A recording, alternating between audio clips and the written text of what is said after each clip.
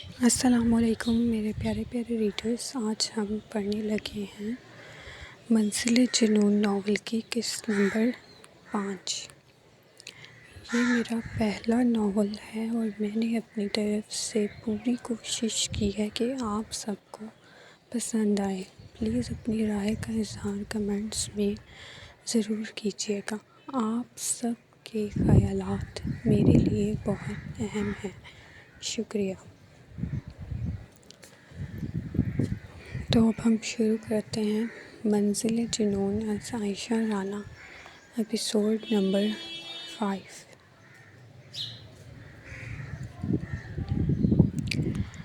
وہ اس وقت بے حد سر تاثرات کے ساتھ ریش ڈرائیونگ کر رہا تھا۔ وہ سمجھنے سے قاصر تھا کہ اس کے لاپتہ ہونے کی خبر سن کر اسے اتنی بے چینی کس چیز کی ہو رہی تھی۔ گاڑی نے ایک زوردار جھٹکا کھایا اور رک گئی۔ ریان نے نکل کر دیکھا تو کار پنکچر ہو گئی۔ شٹ! اس نے غصے سے ٹائر کو کک کرتے کہا۔ بہروز نے اس کا غصے سے بھرا انداز دیکھا۔ یہ بھی ابھی ہونا تھا۔ یہ بھی ابھی ہونا تھا۔ اب ہم کیا کریں گے؟ مہروز نے بہروز کی طرف دیکھتے پوچھا۔ ہمیں الگ الگ راستے پر جا کر انہیں ڈھونڈنا چاہیے۔ مہروز تم اس طرف جاؤ، میں دوسری طرف دیکھتا ہوں۔ اور ریان تم… اس سے پہلے کہ وہ کچھ کہتا ریان پہلے ہی پیچھے کی طرف بڑھ چکا تھا۔ حور معقول! وہ اندھا دھند بھاگ رہی تھی جب اسے جانی پہچانی آواز سنائی دی۔ اس کے حواس کام کرنا شروع ہوئے۔ ہاں، یہ تو مہروز کی آواز تھی۔ وہ پہچان چکی تھی۔ وہ آنسوؤں سے لبریز آنکھیں لیے اس طرف دوڑی۔ معقول! مہروز اسے دیکھتے ہی اس کی طرف بڑھا اور اسے بازوؤں سے تھاما۔ تم ٹھیک تو ہو؟ اس نے اس کے خوف سے کپکپاتے جسم کو محسوس کرتے اس سے پوچھا۔ وہ پھوٹ پھوٹ کر روتی اس کے سینے سے لگ گئی اور دوسری طرف مہروز دھک سے رہ گیا۔ بہروز لالا، ریان لالا! اس نے چیخ کر پکارتے انہیں اپنے پاس بلایا۔ ماں، بچے، بہروز اور ریان ایک ساتھ وہاں پہنچے۔ لالا وہ معقول کچھ بتانا چاہتی تھی۔ ماں، حور کہاں ہے؟ بہروز نے حور کی عدم موجودگی محسوس کرتے اس کے بارے میں پوچھا تو معقول نے حیرت سے اس کی طرف دیکھا۔ پتہ نہیں، وہ ہمارے پیچھے کچھ لوگ… وہ میرے ساتھ تھی۔ پتہ نہیں، ڈر کے مارے اس سے بولا بھی نہیں جا رہا تھا۔ یہ سنتے ہی ریان اس طرف بھاگا۔ مہروز تم معقول کے ساتھ یہیں رکو اور جلدی سے فون کر کے مدد بلواؤ۔ بہروز اسے کہتے ریان کے پیچھے چلا گیا۔ بھاگتے ہوئے کب اس کا ہاتھ معقول سے چھوٹا اسے پتہ بھی نہیں چلا۔ اس کے جسم میں طاقت ختم ہو گئی تھی۔ سانس بری طرح پھول چکی تھی اور اوپر سے حواسوں پر بری طرح طاری ہوتا خوف اسے کچھ بھی سوچنے سمجھنے سے روک رہا تھا۔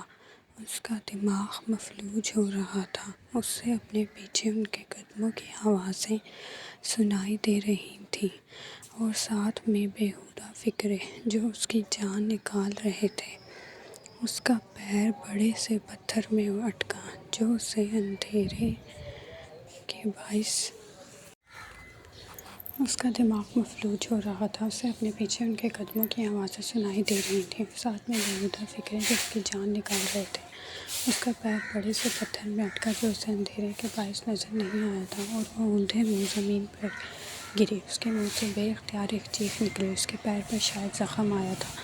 تبھی اسے بہت درد محسوس ہوا۔ ارے رے رے رے، دیکھو ہماری بلبل بیکار میں کتنی محنت کر رہی ہے، ہاں ہاں ہاں۔ ان میں سے ایک نے کہا تو باقی سب نے اس کی بے بسی پر کہکہے لگائے۔ بھاگتے ہوئے اس کی چادر پہلے ہی کہیں گر چکی تھی اور وہ اس وقت کالے چوڑی پاجامہ اور اوپر کالے ہی رنگ کا فراک پہنی ہوئی تھی۔ اس رنگ میں اس کا سفید بدن مزید واضح ہو رہا تھا۔ بہت لڑکیاں دیکھیں مگر کہنا پڑے گا تجھ جیسی نہیں دیکھی۔ ان میں سے ایک اس کے قریب نیچے بیٹھتے ہوئے خباثت سے بولا، وہ شاید ان کا لیڈر تھا، سائیں اسے آج رات اپنے ڈیرے پر لے چلتے ہیں۔ اس کے ساتھی نے مشورہ دیا تو اس نے ہاں میں سر ہلایا۔ اٹھا کے ڈالو مال گاڑی میں، اس نے آرڈر دیا تو ان میں سے ایک اس کی طرف بڑھا اور سہم کر پیچھے کو سرکی، لیکن اس نے اس کا بازو پکڑتے دبوچا۔ اس کے ہاتھ میں اتنی سختی تھی کہ حور کو لگا اس کا بازو ٹوٹ جائے گا۔ اسے لگا کہ ابھی اس کی سانسیں بند ہو جائیں گی اور وہ مر جائے گی۔ ویسے بھی اسے مرنا قبول تھا، لیکن اس کی عزت، ہاں اسے اپنی عزت بچانی تھی۔ وہ مر بھی جاتی تو وہ درندے اسے نوچ کھاتے۔ اس نے ہمت کرتے اس کے بازو میں پوری طاقت سے اپنے دانت کاٹ دیے کہ وہ بلبلاتے پیچھے ہٹا۔ وہ اپنے پیر کے درد کو دباتے اٹھ کر بھاگی۔ وہ گالی دیتے اس کے پیچھے لپکا۔ اس سے پہلے کہ وہ اس تک پہنچتا وہ کسی کے چوڑے سینے سے ٹکرائے۔ وہ پھر سے گرتی اس سے پہلے ہی مقابل نے اپنے مضبوط بازوؤں کا حصار اس کے نرم وجود کے گرد باندھا۔ دونوں کی نظریں ملیں اور ریحان خانزادہ اس رات اسی لمحے ان نمی لیے ہوئے ڈر اور خوف سے لبریز آنکھوں میں قید ہو گیا۔ اس نے اپنا بلیک لانگ کوٹ اتارتے اس کے گرد پھیلایا تو حور کو لگا جیسے ایک تحفظ بھرے حصار نے اسے اپنی لپیٹ میں لے لیا ہو۔ اس کا آنسوؤں سے تر چہرہ رونے کے سبب سرخ ہوتی آنکھیں اس کی تکلیف کا احساس دلا رہے تھے۔ ابے کون ہے تو؟ وہ شخص غصے سے ان کی طرف بڑھا، لیکن اس سے پہلے کہ وہ ان تک پہنچتا ریحان نے حور کو ایک بازو پر منتقل کرتے اس کی گردن دبوچ لی اور اسے زور سے زمین پر پٹخ دیا۔ حور بہروز وہاں پہنچ چکا تھا اور فوراً حور کی طرف بڑھا۔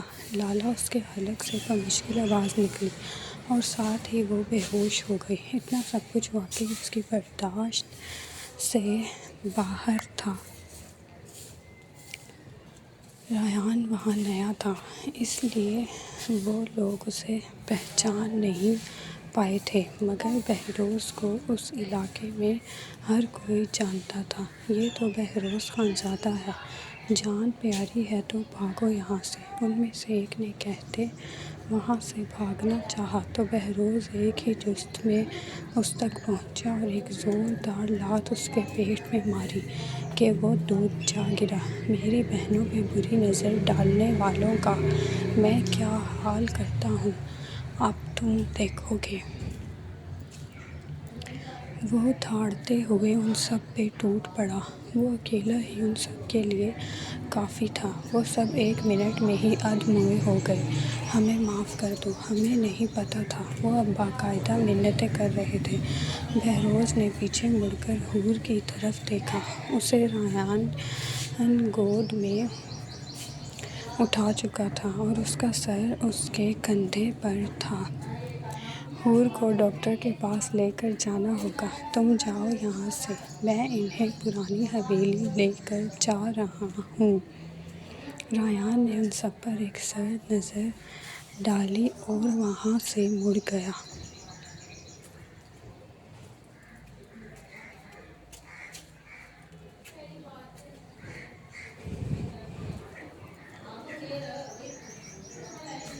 وہ کال کر کے گاڑی منگوا چکا تھا اور کب سے اسے چپ کروانے کی کوششیں کیے جا رہا تھا، جو ابھی تک اس کی جیکٹ کا کونا پکڑے رونے میں مشغول تھی۔ اب بس بھی کر دو، تمہاری ری ری سے میرے سر میں درد ہو رہا ہے، اس نے کہتے ہوئے آخر میں اس سے جیکٹ چھڑانی چاہی، جو وہ ہرگز چھوڑنے کو تیار نہیں تھی۔ حور ٹھیک تو ہوگی نا؟ اس نے ڈرتے معصوم شکل بناتے اس سے پوچھا۔ دعا کرو وہ ٹھیک ہو، ورنہ اگر اسے کچھ ہوا تو میں تمہیں چھوڑوں گا نہیں، سمجھی اسٹوپڈ۔ وہ اسے بتا چکی تھی کہ کیسے اس کی لاپرواہی کی وجہ سے وہ دونوں گم ہو گئی تھی۔ اگر کوئی اور موقع ہوتا تو وہ ضرور جواب دیتی، لیکن اس وقت وہ ڈری ہوئی تھی۔ تبھی پھر سے رونے لگی۔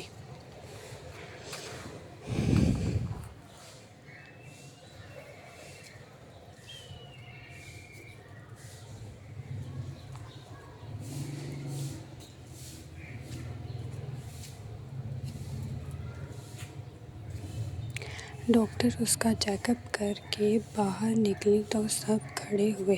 وہ ٹھیک تو ہے نا ڈاکٹر؟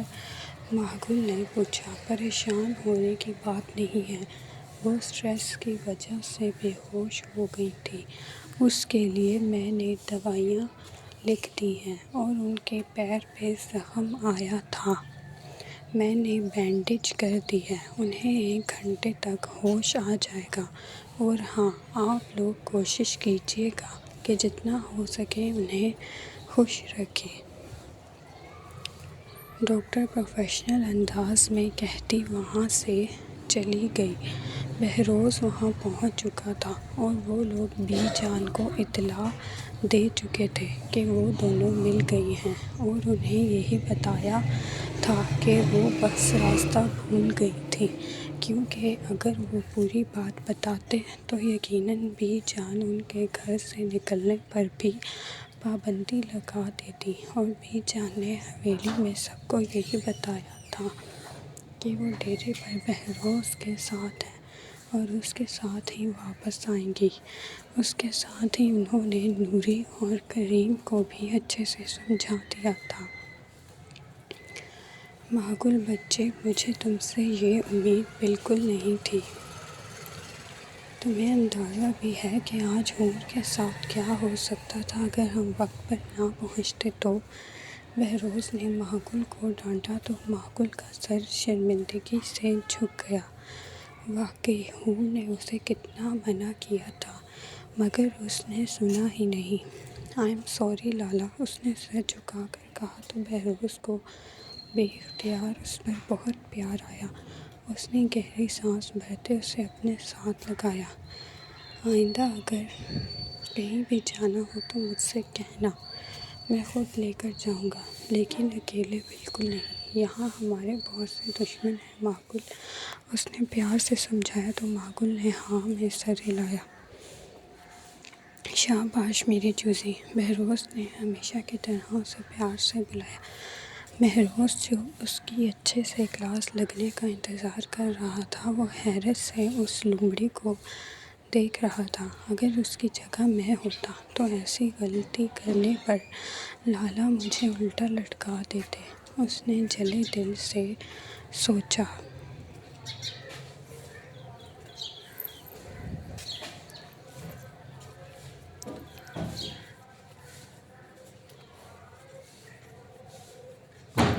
میری بات ہو گئی ہے، اگر ہم چاہیں تو اس ہفتے میں کبھی بھی شپس روانہ کر سکتے ہیں۔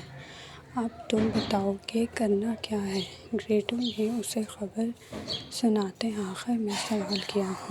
ٹھیک ہے، تو مال کل ہی روانہ کر دو۔ اور اس ماسٹر کی موت کے بارے میں کچھ پتہ چلا؟ کنگ نے اپنے ہاتھ میں موجود برانڈی کا ایک گھونٹ بھرتے ہوئے پوچھا۔ وہ آج رات اپنے ذاتی ریزورٹ میں موجود تھا۔ اس کا ایک ہاتھ مشروب کو پکڑے ہوئے تھا اور دوسرا اس کے ساتھ بیٹھی آریہ کی کمر میں حائل تھا۔ اس کی گریٹو کے ساتھ میٹنگ تھی، جو اسمگلنگ کے بزنس میں اس کا 30% پارٹنر تھا۔ میں نے پوری کوشش کی، لیکن کچھ خاص ہاتھ نہیں لگا۔ ڈاکٹر کا کہنا ہے کہ ہارٹ اٹیک ہی ہے۔ ویسے تم اس کے بارے میں اتنے مشکوک کیوں ہو؟ گریٹو نے کھوجتے ہوئے سہل میں لہجے میں سوال کیا اور ساتھ ہی ایک نظر آریہ پر ڈالی تو کنگ نے ناگواری سے اس کی طرف دیکھا۔ مجھے بلا وجہ کے سوالات سے شدید نفرت ہے۔ اس نے 1 سیکنڈ میں ہی اس کی بے عزتی کر دی، جس پر گریٹو کو غصہ تو آیا، مگر وہ کچھ کہہ نہیں سکتا تھا۔ اسے اپنی ڈیلز پیاری تھیں۔ پھر تو تمہیں آر کے بارے میں بھی کچھ خاص پتہ نہیں چلا ہوگا۔ اب کی بار کنگ نے ٹھنڈے لہجے میں سوال کیا تو گیٹو شرمندہ ہوا، جبکہ آریہ تنزیہ مسکرائی۔ آر کے کا نام سن کر اسے بہت کچھ یاد آیا تھا۔ میں نے اپنے بندوں کو اس کے پیچھے لگا رکھا ہے۔ بہت جلد میں اس کی تمام معلومات اکٹھی کر لوں گا۔ اس نے جھوٹ گھڑا، کیونکہ فی الحال وہ اپنی مزید بے عزتی کروانے کے موڈ میں نہیں تھا۔ کیا تم مجھے بیوقوف سمجھتے ہو؟ مجھے اچھے سے معلوم ہے کہ جن بندوں کو تم نے اس کے پیچھے بھیجا تھا ان کا کیا حشر ہوا۔ ایڈیٹ! گریٹو نے ہونٹ بھینچ لیے۔ اس کے پاس مزید کہنے کے لیے اور کچھ نہیں تھا۔ تم ایک کام کرو، اپنے تمام کرائے کے غنڈوں کو اکٹھا کرو اور ایک کمرے میں بند کر کے آگ لگا دو۔ ہا ہا ہا! اس کا مذاق اڑاتے کنگ نے قہقہہ لگایا تو آریہ نے بھی اس کا ساتھ دیا۔ اتنے میں وہاں پر کنگ کے 2 باڈی گارڈز اندر آئے۔ ان دونوں کے درمیان ایک نازک وجود بری طرح سے پھڑپھڑا رہا تھا۔ چھوڑ دو مجھے، جانے دو! وہ روتی ہوئی مزاحمت کر رہی تھی۔ اس کی عمر یہی کوئی 16-17 سال تھی اور اس نے بلو کلر کی میکسی زیب تن کر رکھی تھی جو اسے زبردستی پہنائی گئی تھی۔ کنگ کے اشارے پر وہ اسے ساتھ ہی موجود ایک کمرے میں لے گئے۔ اب تم اپنی شکل گم کر سکتے ہو۔ کنگ نے سامنے بیٹھے گریٹو کو صاف لفظوں میں وہاں سے دفع ہو جانے کے لیے کہا تو وہ سرخ چہرے سمیت وہاں سے نکلتا چلا گیا۔ بیبی، آج رات تو ہم ایک ساتھ اسپینڈ کرنے والے تھے نا؟ آریہ نے اس کی طرف دیکھتے کہا۔ وہ آج خاص کنگ کے لیے تیار ہو کر آئی تھی۔ پلان تو میرا بھی یہی تھا پر میرا موڈ بدل گیا ہے۔ ابھی میرا کچھ ان چھوا ٹرائی کرنے کا دل کر رہا ہے۔ تمہیں میں کسی اور دن ٹائم دوں گا۔ کنگ نے اس کا گال چھوتے کہا تو وہ زبردستی مسکرائی۔ کنگ کے جانے کے بعد اس نے زور سے گلاس اٹھاتے دیوار میں دے مارا۔ وہ جب سے پاکستان آئی تھی کچھ بھی اچھا نہیں رہا تھا۔ اس دن آر کے نے اسے ریجیکٹ کیا اور اب کنگ بھی کسی 2 ٹکے کی لڑکی کو اس پر فوقیت دے کر جا چکا تھا۔ اس نے اپنے بالوں میں ہاتھ چلاتے نفرت سے سوچا۔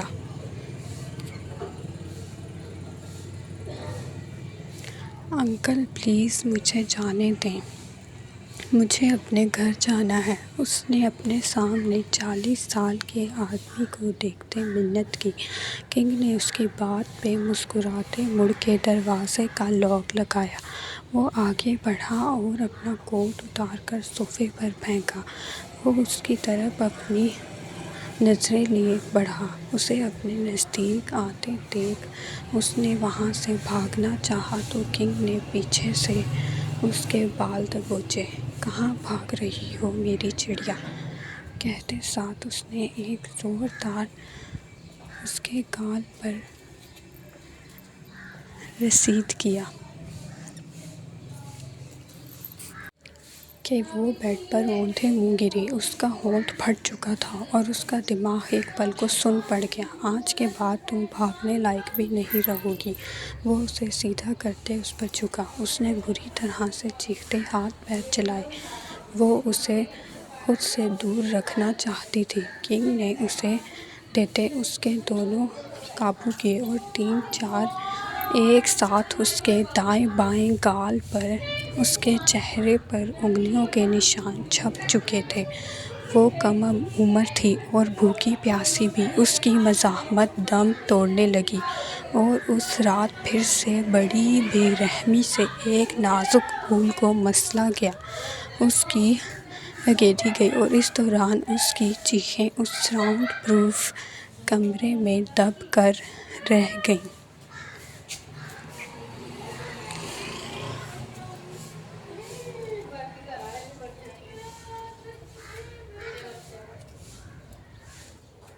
لائک کریں، کمنٹ کریں اور سبسکرائب کرنا نہ بھولیں۔ شکریہ۔